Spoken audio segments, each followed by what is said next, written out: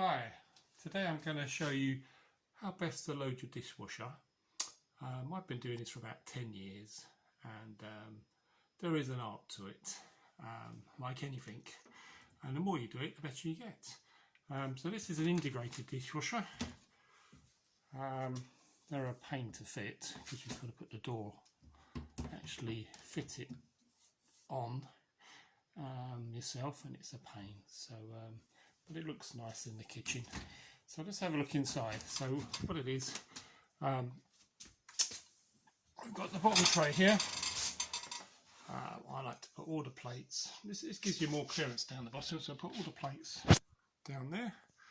I've got the dog bowls and the cereal bowls and the cutlery. The cutlery is a big issue, has been a big issue, because when you read the books it says put your cutlery upside down. So, you know, they say stick your forks up in the air, stick your knives up in the air, which I'm not a great fan of doing. So I like to stick them all upside down. The only problem with that is they tend to, the forks, if you have a look underneath there, the fork has come through, and what will happen is it will stop the propeller blade spinning round. So there's a propeller blade, and it spins round freely, but if your fork's sticking out the bottom, yeah, you're buggered. It will stop spinning and won't clean things properly. So what I did was, I'll take these dog bowls out. So what I did was I had a lid from an old cutlery container, and I slid it in, and then I can just sit my cutlery container on top, so it doesn't interfere with the propeller. So that's how I do it. And trays, try to be careful with trays, get those in down the sides. So you either put them in down the sides or stick them on the top of your cups up the top. So let's just take that out. The important thing is to keep the blade spinning round. One of the big mistakes people do is they put stuff into the dishwasher and it comes through and stops the blade from spinning. So here we got the, as I say, that's how I load it. The top drawer quite often is adjustable, and there's a mechanism on the side on most drawers to allow it to go up and down. So I like to have mine quite high, so I can get bigger plates in and bigger trays. I tend to put all the cups in the top, so during the day I'll put my cups in the dishwasher as I use them.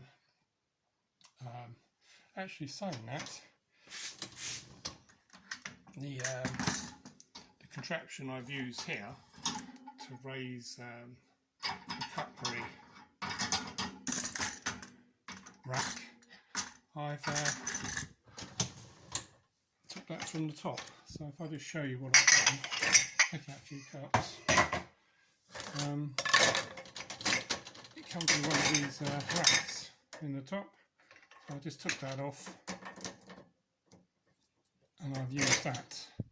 So it's either that or you stick your forks up as they suggest, stick them upwards together with your knives, but I'd rather have them pointing down, it's safer. Especially if you've got any sharp knives, I'd rather have them pointing down. So up the top I've got some saucepans, wine glass. Be very careful with wine glasses. This one's quite clear still, but I have noticed with beer glasses and wine glasses, with time they can go a little bit smoky coloured, but obviously that just replace them, they're cheap enough. You know, saucepans, frying pan. So we get most of what we need in the top there. I don't tend to put plates in the top. I mean, you can if you use lots of tea plates, but I don't. I tend to just put all the cups in the top. Have a look down the bottom. So if we take out some of these plates, we'll have a look at some other things, because this is a bit of a workhorse. So if we have a look in here, some plates. You see there's a propeller, here's a trap. So this traps all the bits of food. So ideally empty your plates in the bin before you put them in the dishwasher. Some people like to rinse them. I don't bother rinsing them, I just put them straight in. But this trap, you could rinse under the tap and give it a clean and empty out any contents.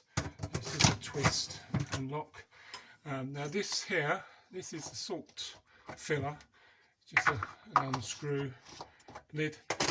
This one's full up, but you know, you just get your salt. I get me bag of salt, cut a little hole in the corner, and then I just tip it in. But most dishwashers come with a little funnel, so you can get it in a bit more accurately. So when your salt light comes on, that's how you fill that up. If we have a look at the actual lid, we have a little receptacle here for putting your dishwasher soap. So it locks in there. You can just chuck it. You can do whatever you want. You put one in there. You can put two in if you want, if it's really dirty, or you can just chuck it in a cutlery drawer, which I've done. Now this is the rinse aid chamber. So you know, you get your rinse aid. This one's been full up, but you get your rinse aid and you just squirt it in there. Another easy job. There's not really not much else to say about a dishwasher. This one's got a number of features: eco, hot wash, 55 degree, 50 degree wash. I tend to find I use the same wash every day, which is a 55. If I've got saucepans or dishes that are really badly soiled, I'll stick it on 65. That seems to work better, and also it cleans up any stained cups. And you might want to put 2 dishwasher tablets in there to help clean if it's really stubborn. But generally everyday plates that aren't that mucky and everyday cups, you can get away with 55 degrees. So I tend to just use those 2 settings. They take a couple of hours. And bear in mind, even though it takes a couple of hours, it's still going to be hot.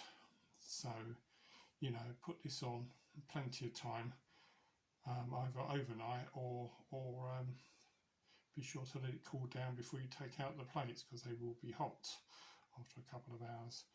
But eventually everything will be dry. And this one's quite simple. You just turn it on. So that comes on. There's a salt and the other warning lights, and you just choose the program, and then you just shut it, and then once it's shut, it comes on. So definitely a workhorse of the household, and after 10 years it's done me proud. Well, not this one, but dishwashers have done me proud because they do all the hard work. This is our 3rd dishwasher in 10 years. So hopefully this one will last well. Yes, I've had one where the immersion stopped heating the water. I've had another one where the pump stopped working. So, you know, they're cheap enough, so I've just got rid and got a replacement. Yeah, definitely choose your dishwasher well, as they do a lot of work. Well, thank you for watching. I hope this has given you some guide to how to use your dishwasher and get the best from it. So the important thing is, when you've loaded it, spin that propeller, make sure it's spinning, and it's a bit awkward with the bottom one, can't really spin that one, but just be sure your cutlery's not sticking out of the bottom. Okay, thank you for watching, and bye for now.